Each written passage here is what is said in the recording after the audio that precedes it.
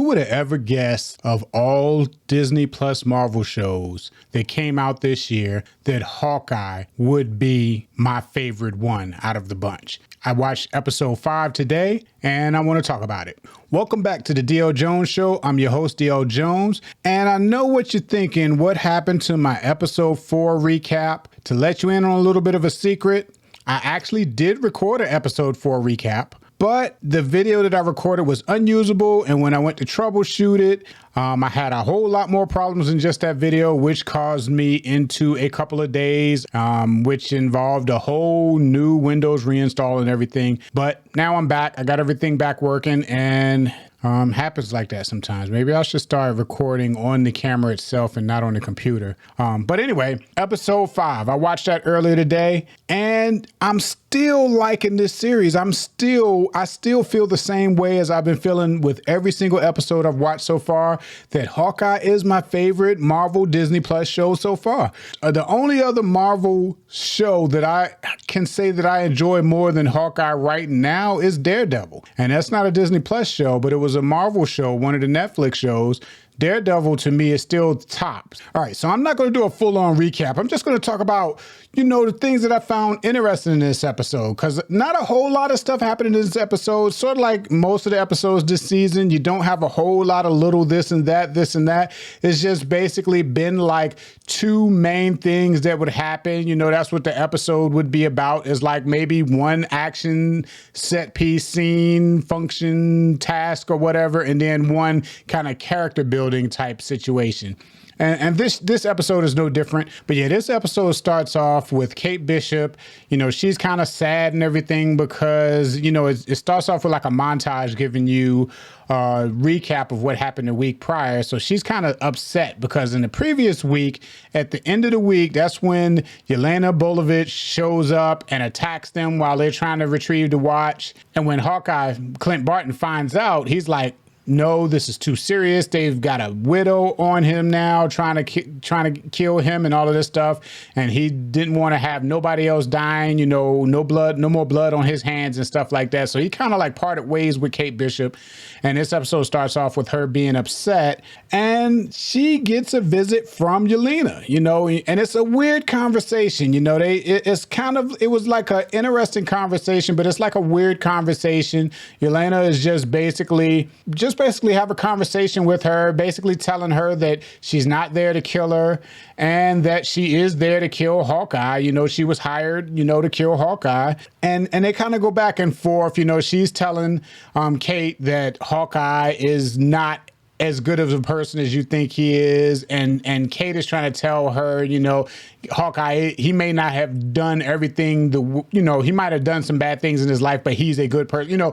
They just basically go back and forth on that, which I thought was a pretty interesting interaction between the two. Just sitting there talking to each other. Kate Bishop seemed very skeptical, which Yelena, she completely stole the scene. She was very interesting, and her character just pretty much stole that scene. And it was just a pretty good scene. I enjoyed it. And like all of these episodes so far kind of do that. They kind of have like a section where it's a lot of dialogue and character building and exposition and stuff like that. And then we get to the action. And later on, they get back together, and that's when Hawkeye the two Hawkeyes, actually just one Hawkeye. He goes and he says he has to go and do something that he didn't want to do. He calls Laura, his wife, on the phone, just basically tell her that, he's going to go do something, and pretty much seem like he's asking for her permission, which she basically tells him, you don't need my permission. I trust your judgment. You do what you need to do, and then he goes and sees like the mural that have like the Avengers that fought in the Battle of New York, which of course, Black Widow or Natasha, her name is up there, and he's kind of talking to her, tells her he misses her and all of that kind of stuff. And then apologizes, saying he's apologizing for what he's about to do. And then what do you know? He shows up again. He got on the Ronin outfit, he got the sword, and he's going to confront the tracksuit mafia. So he kind of gets the tracksuit mafia and Echo to meet him out at this looked like a used car lot or something like that. And he goes there and he just one by one takes them all out. You know, takes while they all sitting there in the perimeter waiting for him to show up. He just one by one takes them all out. He got on the Ronin outfit and everything. He doesn't kill anybody though. He just kind of like knocks them all out, you know, one by one. You know, remind me like Batman or something the way he did it. But he does that and then he confronts Echo. Him and Echo gets in this big fight and he gets to the point where he has her down and he's about to kill her and he pulls off his mask, you know. So she thinks he's pulling off his mask because he wants her to see his face when he kills her. But he's like, no, he's like, he wants her to know and he wants her to drop this whole thing. And he lets her know that her uncle, her boss or her uncle, they refer to him as the uncle, they refer to him as the big man, they refer to him as the boss.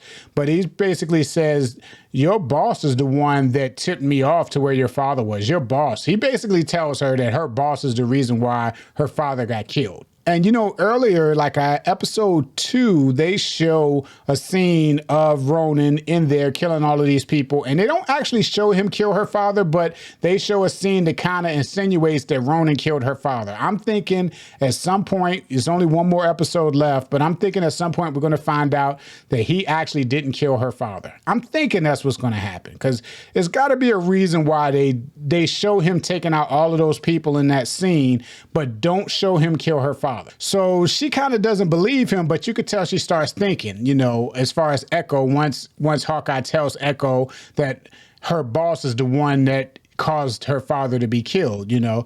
So she didn't believe him when he said it, but you could tell she thought about it. As soon as she get back in the car with her partner, she starts asking him questions, asking where he was, because he was that guy, the clown. I forgot his name in the comics. I think it's Clown or something like that. I forgot his name in the comics.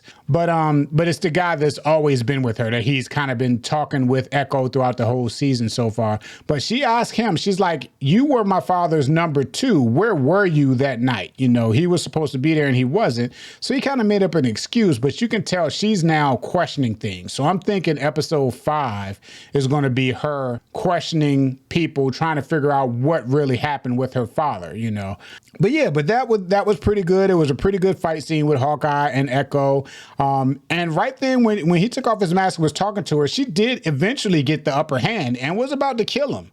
And the only thing that saved him was Kate Bishop showed up anyways. Halfway through the episode, she decided that she wasn't leaving. She wasn't going to let him go and walk away. She was going to partner up with him, and she ended up tracking him down and following him. And right when you thought that Echo was about to kill Hawkeye, an arrow hit the sword, knocks the sword out the hand, and it was Kate Bishop. She had found out where he was and got there just in the nick of time to save him. But that's not the kicker. The kicker right then is when I think the episode is over. Now, the kicker is Kate and Clint, they're at Grill's house, you know, because somehow they start being friends with Grills and they're hanging out with Grills, and Grills actually gave them new uniforms that they had asked them to make in the last episode. They didn't show the uniforms yet, but just told them that they had them. So they're sitting there and they're like eating pizza and giving the dog pizza and stuff like that. And then Kate Bishop gets a text message on her phone from an unknown number. From the messages, you know that it's Yelena sending her a message. She says, Kate, I figure out who hired me to kill Clint Barton. And then in the next message, she said, it was your mother, Eleanor. So then the camera focuses in on Kate's face, and Kate looks up at Clint and then hands her phone to Clint and says, who is this? And the moment we all been waiting for, there's a picture on her phone with her mother, Eleanor Bishop, standing next to Kingpin. Vincent D'Onofrio's Kingpin is in that picture. So she asked Clint, who is that? And then that's when Clint said, that's the big man. That's the man I was trying to finish up before he got involved. That's what we was waiting for. In my last video, which I know you guys aren't going to see it because it was an unusable video, but I talked about Kingpin in that last video. And what I was saying in that video is that I hope Kingpin doesn't become another Mephisto. Now, if you remember back in the WandaVision episodes, everybody thought Mephisto was going to show up. Mephisto never showed up. So now in this season, in this series, everybody was saying Kingpin's going to show up. Kingpin. And I was kind of speculating, what if he never shows up? What if he's another Mephisto? I was wrong on my speculation there. Kingpin did show up. Not in person yet, just in a picture. But that was clearly Vincent D'Onofrio's Kingpin standing next to Eleanor in a picture that was text to Kate Bishop's phone. And the episode ends that way. And man, I can't wait to see what's going to happen on episode 5. The only problem I have, I can't see how they can have a satisfactory ending to this season in just one more episode, especially if it's just going to be another 40-minute episode. I can understand if it's like an hour-and-a-half episode or something, but it's probably going to be another 40-minute episode, and I just don't see how they can finish it to any kind of gratification in that amount of time. It's weird. It's like they spread the story so thin that now we got one episode and it seems like we're still basically in the first act. Like if this was a movie, we're still in the first act. So now we got one episode, left to do acts 2 and 3. I don't know how they're going to do it.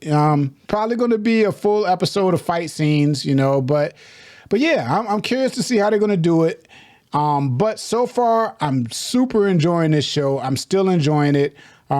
Make sure you check it out if you haven't been watching it. And yeah, that's what I think about the show so far. And that's what happened, which of course, this season, all of the episode recaps that I've done, I've been trying to keep it somewhat spoiler free. I've only given like a little bit of what happened in the episode and then my thoughts on the episode because I didn't want to do a full on recap, spoil every part of the episode. I didn't want to do that this time like I did with WandaVision. So yeah, I'm enjoying the show. Go ahead and check it out. I'll be back next week with the last recap video. And thank you for watching. I'll see you next time. Congratulations, you made it to the end of the video. While you're here, why don't you check out that video right there? Or maybe that one right there. And while you're at it, go ahead and click that little picture of my image there and subscribe to my channel.